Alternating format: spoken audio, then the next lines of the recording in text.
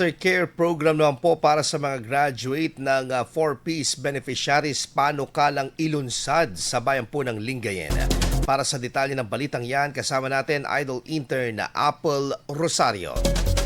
104.7 IFM Report.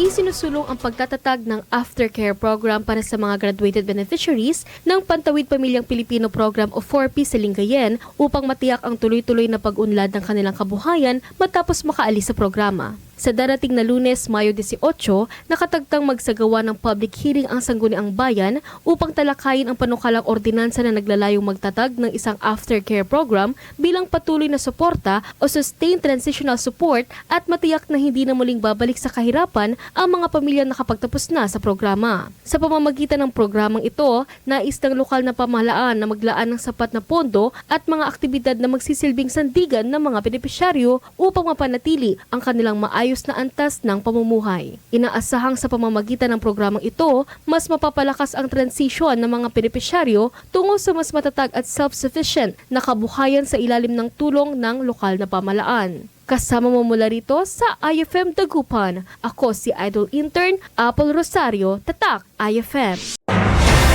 IFM News. IFM News. IFM News.